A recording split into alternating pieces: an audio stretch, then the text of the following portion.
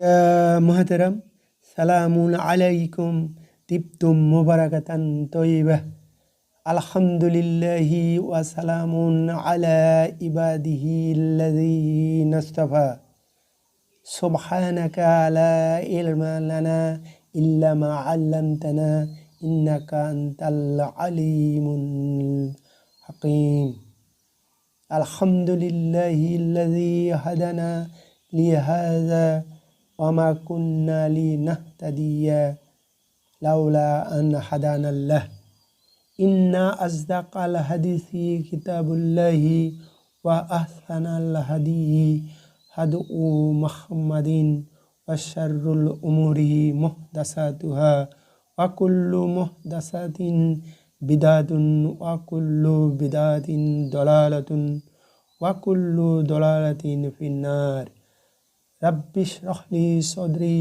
ويسر لي أمري واحلل عقدة من لساني يفقهوا قولي واجعل لي وزيرا من أهلي ربي زدني علما ربي أعوذ بك من همزة الشياطين وأعوذ بك ربي أن يحضرون بسم الله الرحمن الرحيم আল্লাহু আল্লাহ। তো মহতারাম, আজকের আমাদের 19তম ক্লাস। আজকের বিষয় হলো ইদগাম। ইদগামের অর্থ হলো মিলিয়ে পড়া। প্রথম শব্দের শেষ অক্ষর এবং পরের শব্দের প্রথম অক্ষর এই যে মিলানো হয়, মিলিয়ে পড়া হয়, এটাই হলো ইদগাম। ইদগাম দুই প্রকার, বিগুন্না আর বিলাগুন্না। বিগুন্নার আবার 4টা হরফ আছে, নুন, মিম, ওয়া, ইয়া। এখানে দেখুন বি গুন্না, অর্থাৎ গুন্নার সাথে বি গুন্না, বা গুন্না হবে না, বি গুন্না। আবার বিলা গুন্না, বিলা গুন্না, বিলা গুন্না। অর্থ শব্দ দেখে অর্থ পাওয়া যাচ্ছে কি হবে। মাদ্রাসার হুজুররা বলেন বাগুন্না ও বেলাগুন্না। আমি তো দেখছি যে বিগুন্না আর বিলাগুন্না। যা হোক, এই 4টে অক্ষর, বিগুন্নার 4টি অক্ষর, নুন, মিম, ওয়া, ইয়া। এটা কি আগে যে আমরা পড়েছি যে তানবিন, 2 জবর 2 জের 2 পেশ, এটা তো তানবিন। এগুলার এবং নুন সাকিন, এটার পরে যদি এই নুন, মিম, ওয়া, ইয়া যে কোনো এক অক্ষর আসে বা হরফ আসে, তাহলে ওটা ওই মিলানোটা গুন্না করে পড়তে হবে।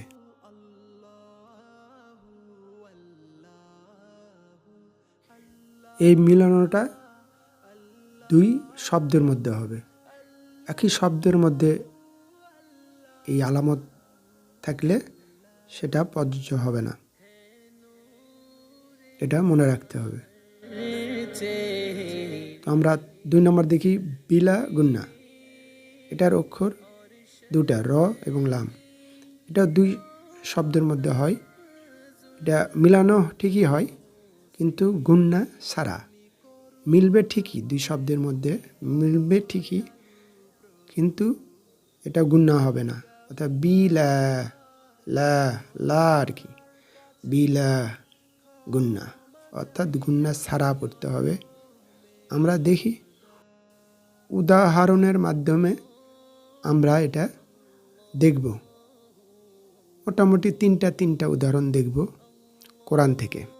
গুন্না সম্বন্ধে তো আমরা জেনেছি এতদিনে, যেটা নাকের ভিতর আওয়াজ করে পড়তে হবে, অর্থাৎ নসল সাউন্ড।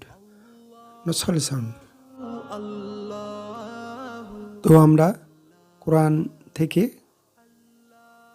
বিগুন্নার 3টা আয়াত এবং বিলাগুন্নার 3টা আয়াত থেকে উদাহরণ দেখি। আসুন। প্রথমে যাওয়া যাক সূরা কুরাইশ 106 নম্বর সূরা 4 নম্বর আয়াতে দেখুন লাল অক্ষরের পরে আর কি মিন জু ইউ ওয়া আমানাহুম মিন খাউফ। ওই আইনের নুন সেটা ওয়ার সাথে মিলে গেছে, ইউ হয়েছে, ইন হবে না, কিন্তু ইউ মিলে গেছে, নুনের উচ্চারণ হয়নি, ইউ। এইভাবে আর একটা দেখা যাক। এটা হলো সূরা বুরুজের অর্থাৎ 85 নম্বর সূরার 3 নম্বর আয়াত। দেখুন ওয়া শাহিদিউ ওয়া মাসউদ, শাহিদিন হবে না, শাহিদিউ। আর একটা দেখা যাক সূরা নিসার 4 নম্বর সূরা 110 নম্বর আয়াত। দেখুন ওয়া মান ইয়ামাল, ওয়া মাই ইয়ামাল হবে, ওয়া মাই ইয়ামাল, ওয়া মাই ইয়ামাল।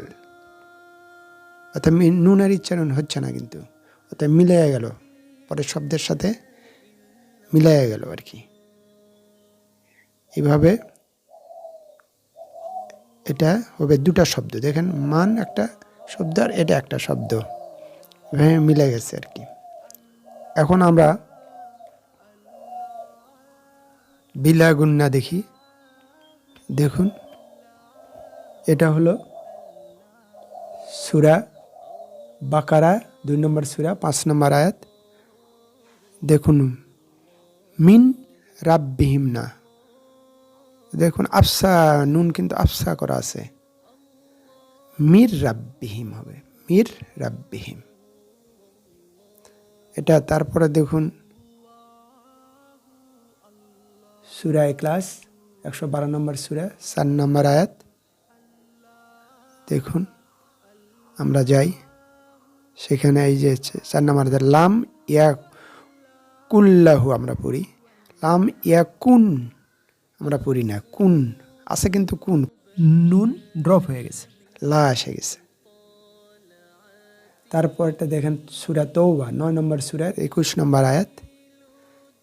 দেখুন ওয়া জান্নাতিন লাহুম, ওয়া জান্নাতিন লাহুম পড়ি না আমরা, ওয়া জান্নাতিল লাহুম, তিল ভাষাকে সহজ করা হয়েছে, জান্নাতিল অর্থাৎ জান্নাতিল, শুধু মিলিয়ে পড়লেই এটা হবে আর কি, জান্নাতিল। আর যদি ভিন্নভাবে পড়ি তাহলে ভিন্ন শব্দর যে উচ্চারণ,